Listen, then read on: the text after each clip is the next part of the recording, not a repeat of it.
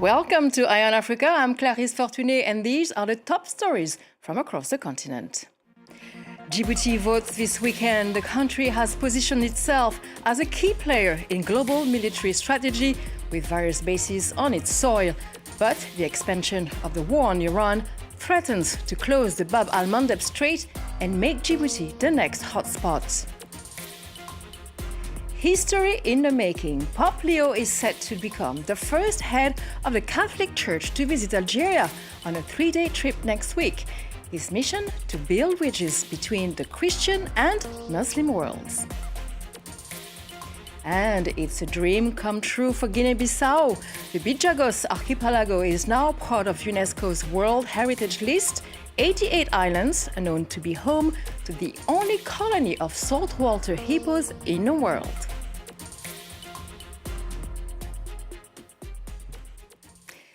Djibouti heads to the polls this weekend in the presidential election, widely expected to extend the rule of President Ismaïl Omar Guelleh, who has been in power for nearly 3 decades. But the stakes go far beyond domestic politics. Djibouti sits at one of the world's most strategic choke points, hosting military bases from the United States, China, France, and others, just miles apart.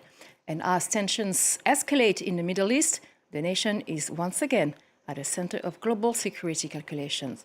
So what does this election really mean for Djibouti and for the wider region? Well, Jarvin Naidu is a political analyst at Oxford Economics, and he's here with us.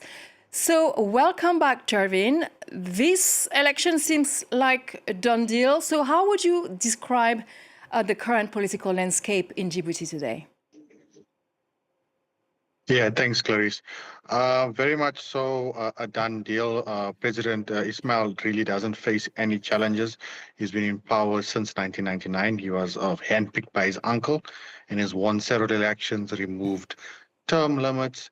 There's not much of an opposition. The opposition candidate, there's only one running, who actually used to be part of President Ismail's party. So, yeah, there's really not much of an opposition. The last few votes, the last elections, there have been issues around voting, the transparency around voting. So it's pretty much a done deal. It's just a coronation on Friday. I'm not sure what the turnout's going to be, but it's pretty much going to be a done deal in that sense for President Guelleh winning another term, a 6th-term, record 6th-term. So beyond domestic affairs, Djibouti has the highest concentration of foreign military bases in the world. So how central is that position to the country's political model? Yes, very, very important, Chris. Djibouti models itself around its geography. This is where the country has been blessed, and the geography informed its politics. So the way in which President Guelleh has sort of modeled his democracy and governance of the state is that he sells off a part of its sovereignty by building strong relations with the United States, China, France, Italy, Japan, all have bases there. And it's a big part of why he stays in power. So he builds these very high-level, high-elite relationships. So you'll never really hear any of these countries really calling him out on any of these issues, but it's part of the way in which he governs.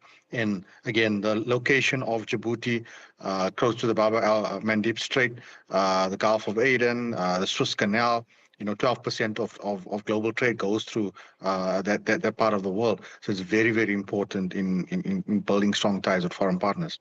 And you're talking about the proximity of Djibouti to the Bab al-Mandeb Strait, which is a key global shipping route. So how critical is its military positioning today? Yeah, it's vital, particularly when the height of piracy was around the late 2000s. You had the Somali pirates, particularly around the Gulf of Aden. This is where you had this big shoot up of military bases because the piracy issue had become a thing where ships are being attacked, and shipping companies were adding on a piracy charge, particularly coming from the insurance companies. As we see now in the Strait of Hormuz, shipping companies added on a war surcharge as a result of insurance companies. So the strategic importance of the port is it helps provide security, particularly for ships traveling through that part of the Red Sea, particularly to deal with the issue of piracy. But now, obviously, with the war happening, it offers more strategic advantages, particularly to the US and its allies, because the base is not that far away from the Middle East. But that advantage could also maybe be a threat because how do you think, how exposed is Djibouti to that the potential, the regional, to have a regional spillover of the war in Iran?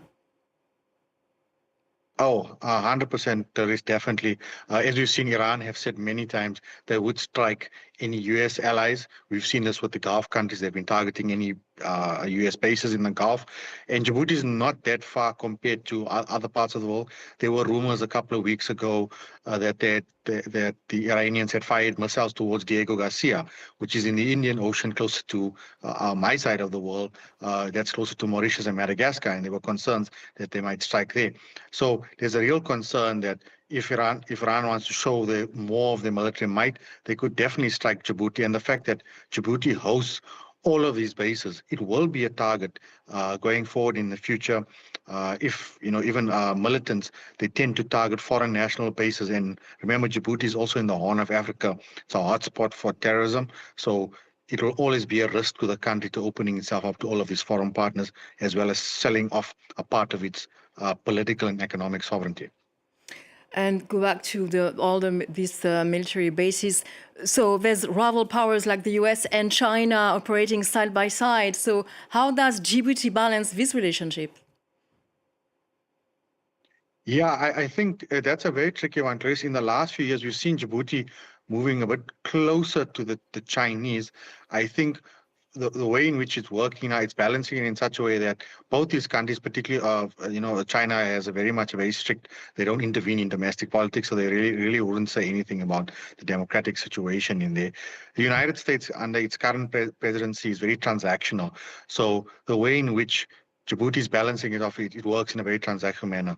We can give you access to, the strategic land.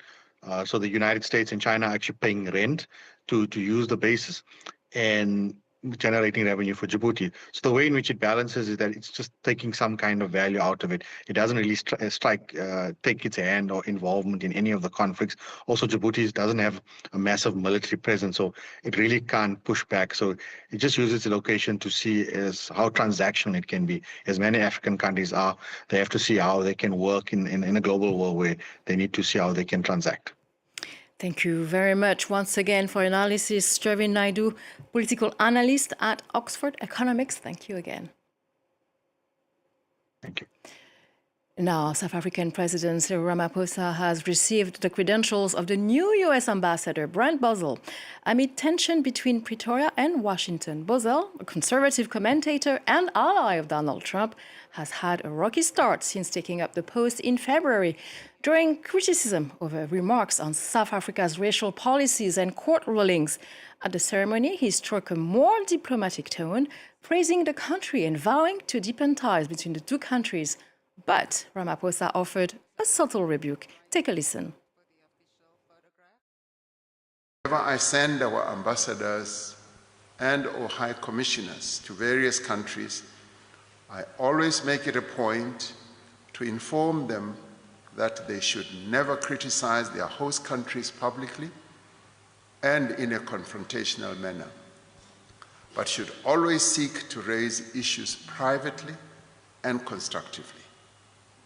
They should always seek to build relationships with various stakeholders in their host countries. They should always choose to preserve dignity and partnership between our respective countries. Patrice Motsepe is in Dakar. The president of the Confederation of African Football made the trip to Senegal's capital nearly a month after the body shock decision to strip Senegal of its AFCON title and award it to Morocco. Patrice Motsepe announced the trip at the end of March, stating that he would travel to Senegal and Morocco to emphasize the importance of working together to grow African football, as his organization faces considerable criticism.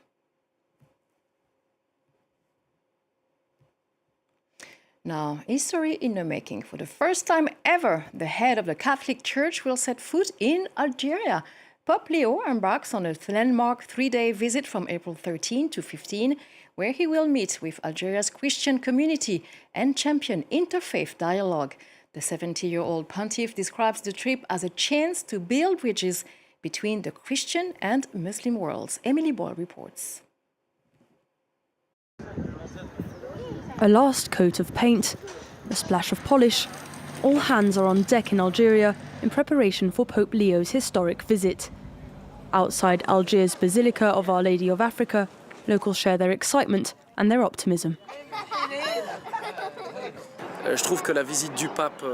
I think the Pope's upcoming visit is a very good thing, not only for Algeria but for all nations, because it encourages friendly, brotherly communication between different religions. It'll highlight that there's freedom and democracy in the practice of religion, that all religions are respected, and that everyone's free to practice their faith without imposing it on others. 550 kilometers away in the city of Annaba, the St. Augustine Basilica is also gearing up to receive Pope Leo. In his very first speech as Pope, the pontiff declared himself to be one of the sons of the 5th century figure St. Augustine, whose order he follows.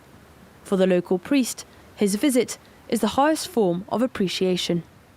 The Pope's coming is very important to us, especially to the community of Christians and to the Algerians at large, to help us, to sustain us, morally, and also to make us feel that we are part and parcel of the universal church.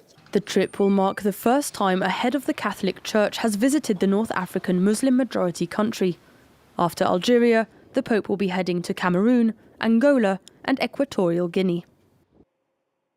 Now it's a dream come true for Guinea Bissau. The Bijagos Archipelago has been added to UNESCO's World Heritage List. 88 islands in the Atlantic Ocean of the capital Bissau. They are known for their exceptional biodiversity, also known for being home to the only colony of saltwater hippos in the world. Take a look. Mangroves stretch as far as the eye can see. In breathtaking nature, on an isolated island in the Atlantic. The Orango National Park is home to a rich variety of wildlife, and the most famous species is the marine hippopotamus. Around 20 lounge in this lagoon. These hippos you see in front of you are the only species in the world that live in both saltwater and freshwater. They are found only here on the island of Orango Grande. Orango Grande is the largest island in the archipelago and a spectacle for these Portuguese tourists. It's paradise here. The white sandy beaches, the very warm water. It's very relaxing, very beautiful, very green. Only a handful of the 88 islands are inhabited, and most villages are under the authority of queens, matriarchs who hold all the power. The eldest lives in the village of Enen, on the island of Boubaké, and practices the animist traditions of the Bijagos people. Ekudambak. If you come with bad intentions, the fetish does not listen to you. It is there to protect. This is my village. I am the queen who leads everyone to the sacred forest. It is my duty. I lead the ceremonies to bring good to the village. No man sets foot in the sacred forest. It's reserved only for initiated women. As dozens of hotel operators welcome tourists for fishing and ecotourism, they now hope the World Heritage Site listings will raise the profile of this still largely unknown destination, whilst preserving its natural beauty. It is beautiful. Well, that's it for this edition of Eye on Africa. Thank you for watching. More news coming up.